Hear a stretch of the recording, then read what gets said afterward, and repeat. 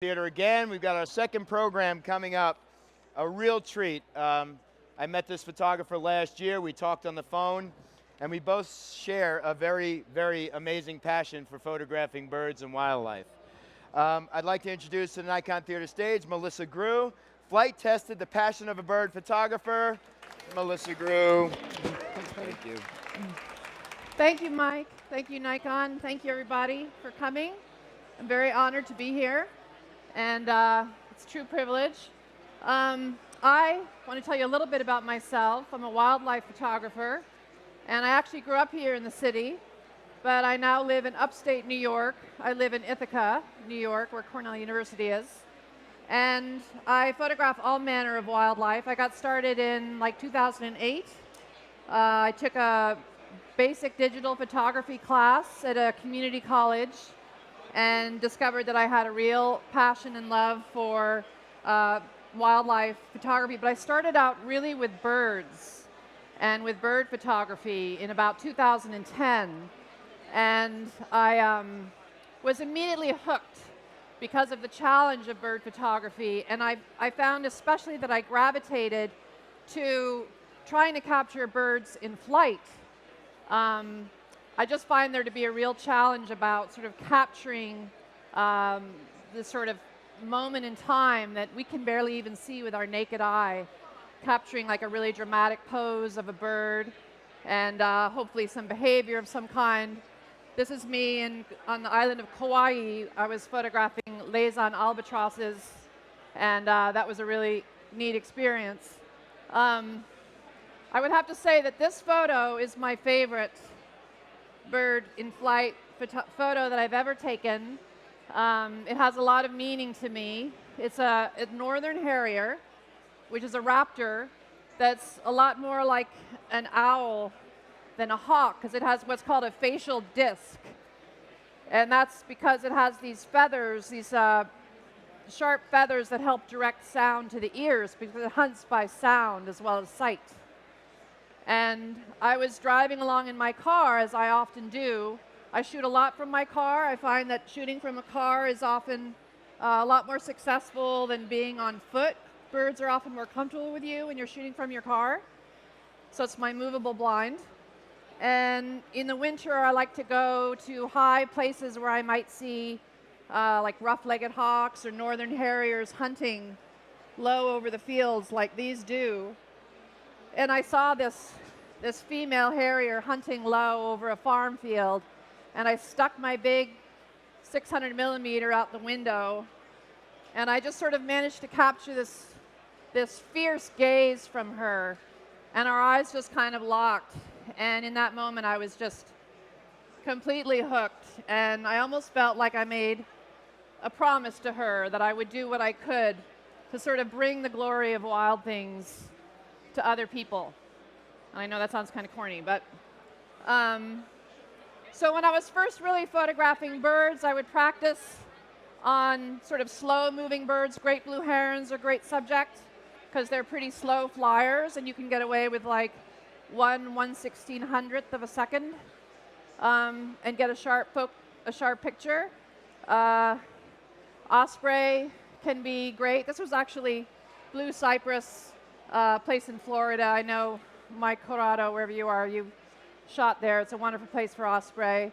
And then I sort of moved on to faster birds. And I think some of the fastest birds you can photograph and where you can really test your mettle as a bird photographer is waterfowl, and mergansers in particular. This is a common merganser female, and they fly extremely fast.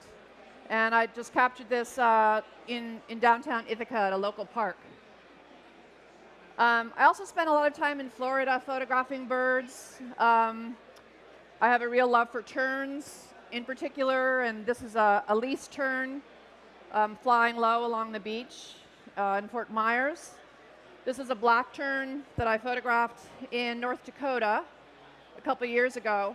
And for a bird like this, I'd probably use about 1/4000th of a second. I'm always thinking about shutter speed. I shoot in manual mode only. And I'm always thinking about my shutter speed first and foremost. I'm going as high as I possibly can. I'm boosting my ISO. Fortunately, the D850, the Nikon D850 is what I use, and it's able to handle a high ISO, so I'm very comfortable going up to 1600, 2000, and I'm always shooting wide open. So this was probably with a teleconverter on my f4, so this was about 5.6. This I just photographed a couple months ago. I was on assignment for Smithsonian Magazine in Alaska, in Barrow. This is a willow ptarmigan, beautiful bird that I captured in flight. So this is when I first got started, and I spent a lot of time shooting on a tripod at first, and I loved being immersed in water, and I would use this skimmer pod a lot. I don't know if any of you know about skimmer pods, but it's been very effective for me with bird photography. It helps me to get low, because I really feel like if you're focusing on a bird on the ground, like shorebirds, seabirds that are resting, it really brings you more into their world to be shooting them at their level. And the skimmer pod was essentially like a frying pan with a ball head. Allows you to do that. So I would shoot a lot on my tripod in the water, and I love being able to get pictures of birds sort of lifting off from the water. I love that intersection of birds and water and sort of what it can do to the water. And that was a least tern in Florida. This is a sanderling in South Carolina. And this is a reddish egret in Florida. This is a red-throated loon in Nome, Alaska. This is a brown pelican in Florida. And I really began to realize over time that I couldn't shoot on my tripod anymore. I felt like it was really too restricting for me. I like to be more spontaneous and able to just, turn at a moment's notice and wield my camera as quickly as possible. So I started really hand-holding and sometimes using my knee here as a tripod. And my Gitzo over there was feeling left out. And so I began to really hand-hold a lot. And with hand-holding, you really do have to be thinking about shutter speed, and as well for the flight as for the stability of your camera and image stabilization and all that. Now, this is a signal that a bird's about to fly, right? Some of you probably know that. And to be a good bird in flight photographer, you really have to begin to read behavior of birds. And one telltale sign is that the bird poops before it flies, or that it's about to fly. And this is a bald eagle in the Great Bear Rainforest in British Columbia. And trying to capture birds that are taking off from a perch can be a really good way to practice, because you've got the bird sitting there perched, and you can be ready for it to take off. And you can have your settings in place. You can be all ready for that action. And so I've been able to capture a lot of shots successfully of birds taking off, like this snail kite in Florida, or this great gray owl in Jackson, Wyoming, leaving its fence post to go hunt. This is a snowy owl up near me in New York. Or this is an Atlantic puffin taking off from a rock in Maine, Eastern Egg Rock Island. Sometimes I really like to capture, this is almost like an Escher, isn't it? You almost can't tell what's happening at first. It's just sort of, I love the graphic, almost abstract quality of it. But these are snow geese taking off from a field in upstate New York. And, but I did shoot this with a 500 millimeter a few years ago. This is a roseate spoonbill, spectacular bird. It's coming down for a landing. So capturing birds as they land is another thing that I love to do. Just seeing that incredible wing spread. And with Nikon, what I'm always using with birds in flight, and what's really sort of revolutionized bird photography for me, is the group focus. The group focus on it's the 5D, the 500D, and the 850D, D850, I'm sorry, are are really what work very, very well for me. This is a cattle egret in Florida. It's a short-eared owl in upstate New York coming in for a landing.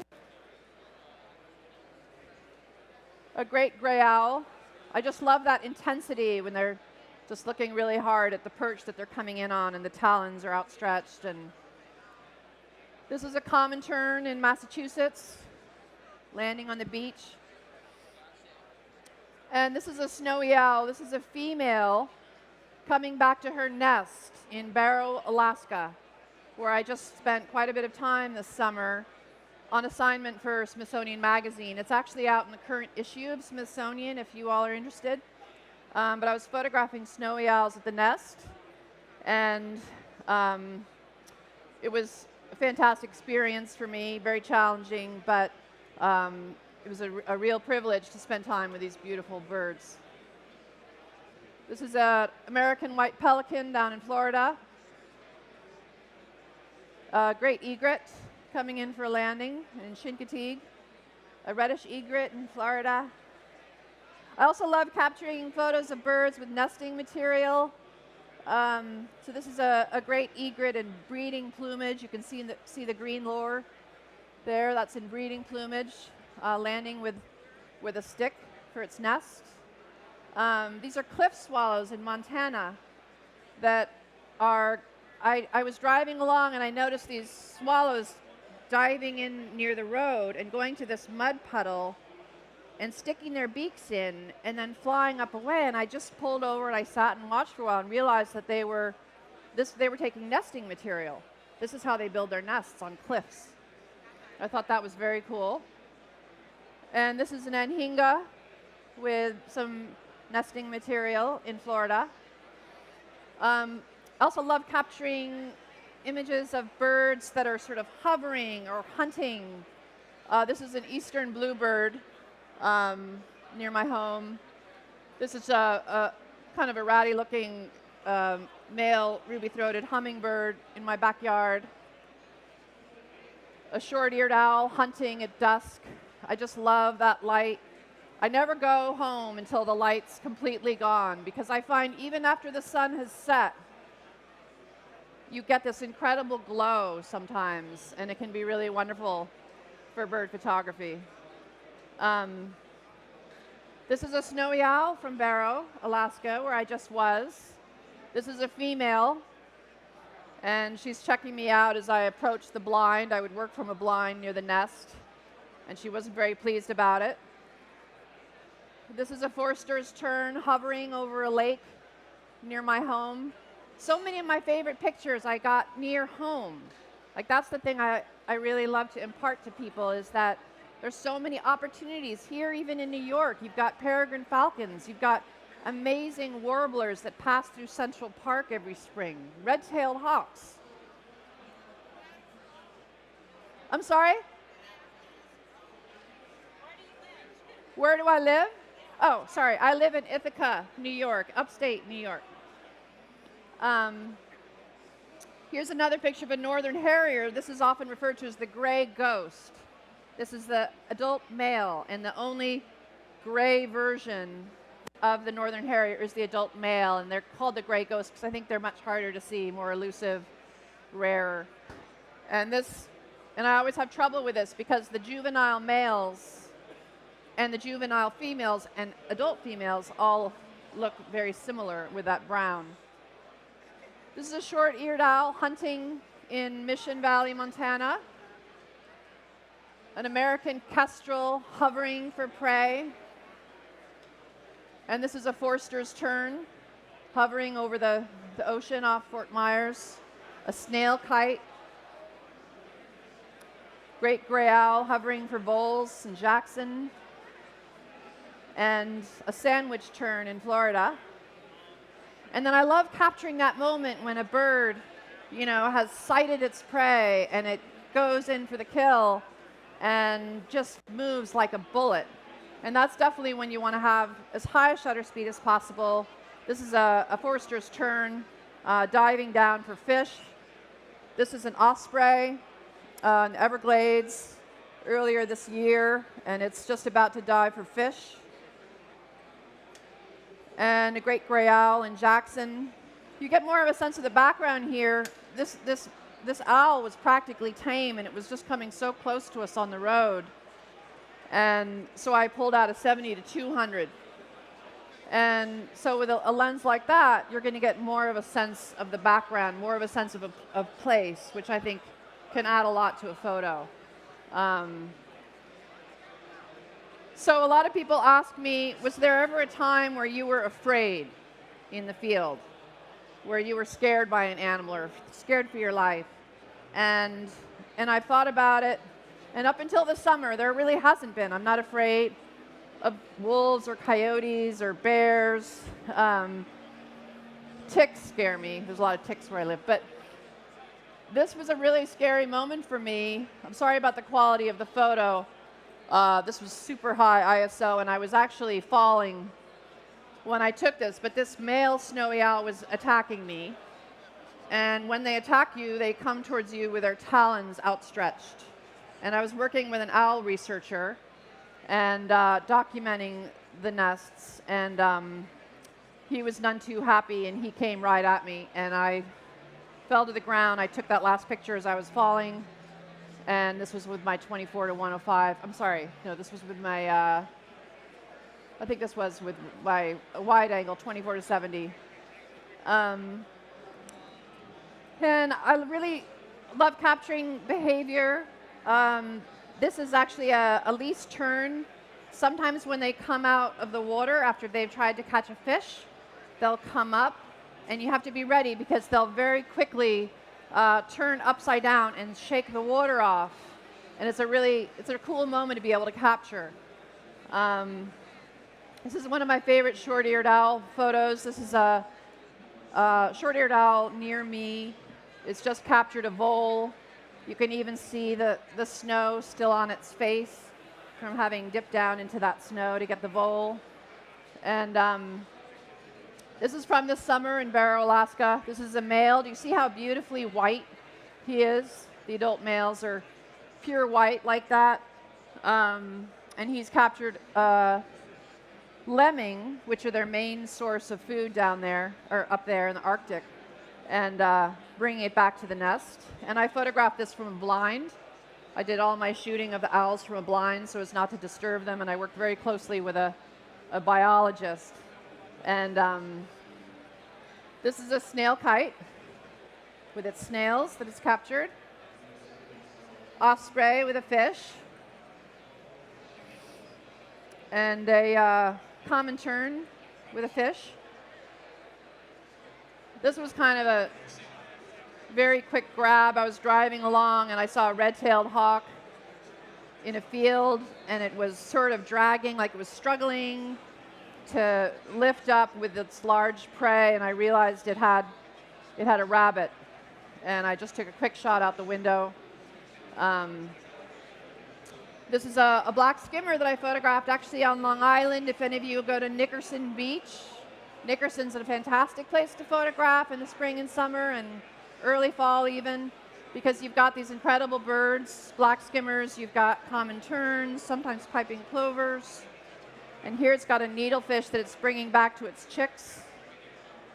And I am fascinated with this bird, the black skimmer, because it has this incredibly unique way of hunting where it flies low over the water, dragging its lower mandible in the water, and when it senses a fish with its beak, the beak snaps shut.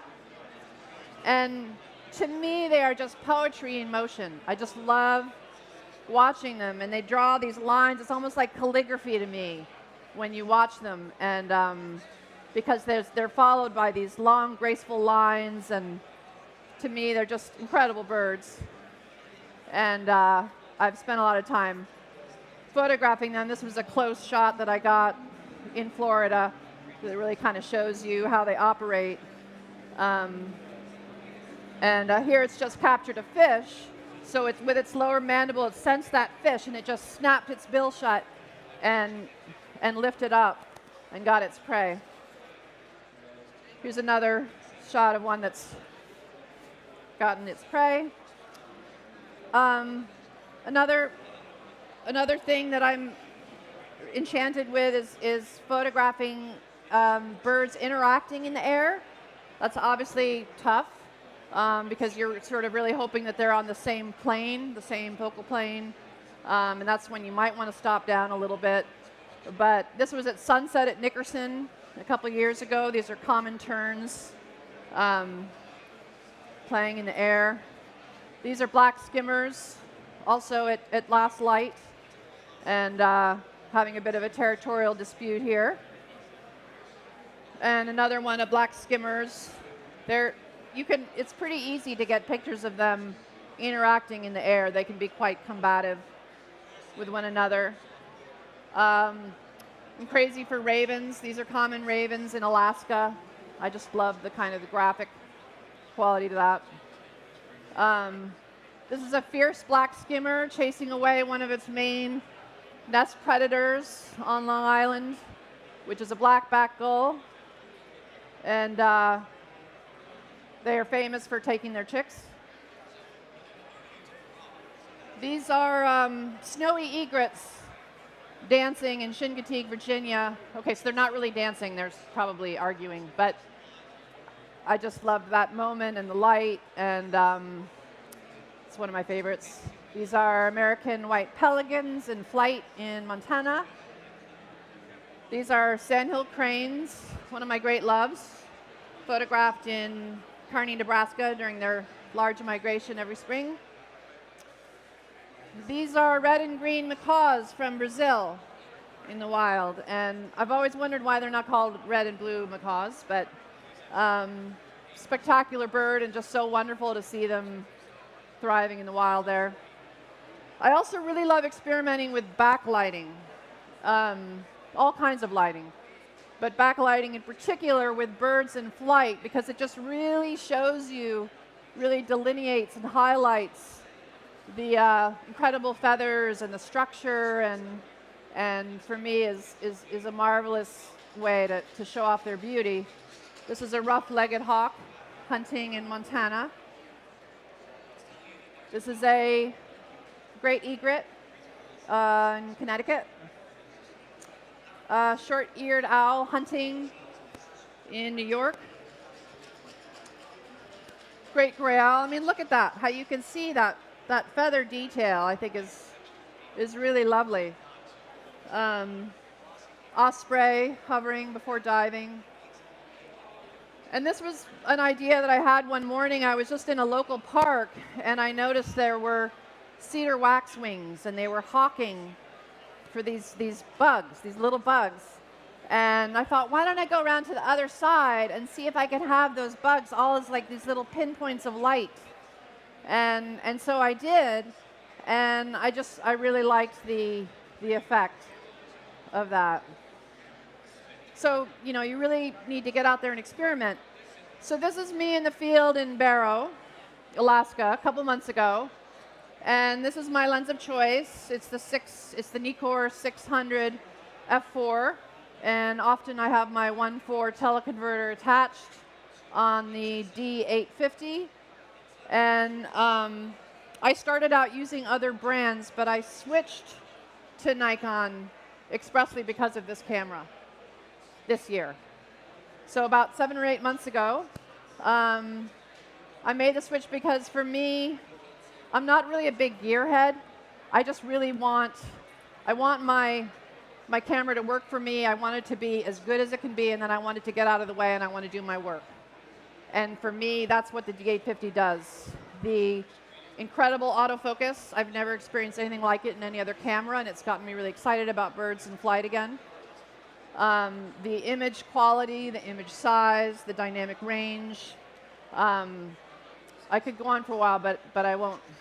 But just suffice it to say that this is my #1 rig. I'm very happy with it, and I used it to photograph the snowy owls while I was on assignment for Smithsonian this summer, and it just performed beautifully. I mean, the focus, like every single time, as I said, I use group focus with Nikon, and it just never misses. And so it's been a real revelation for me. I'm very happy about that. I just very quickly, I don't have a lot of time, and I might have to skip this section actually, but I wanted to just talk about using different lenses for birds in flight.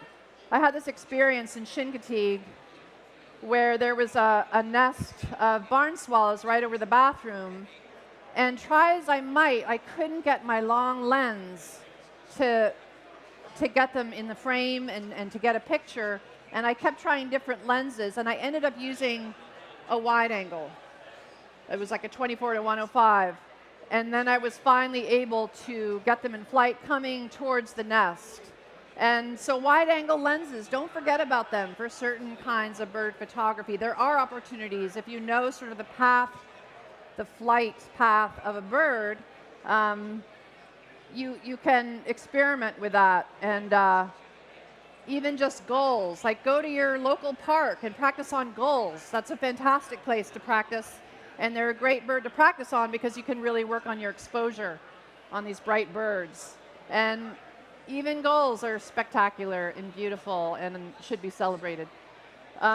So I see I'm pretty much out of time, and I just want to thank everybody very, very much for coming, and thank you, Nikon, and have a great day.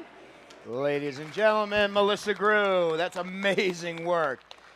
So, in 15 minutes, we're going to kick the stage back off with a really special presentation with some of the premier landscape photographers that are out there shooting today. Mike Mesuel II, Deb Sandage, and Adam Woodworth. Night landscapes, travel photography, and extreme conditions. Mike just shot volcanoes in Hawaii.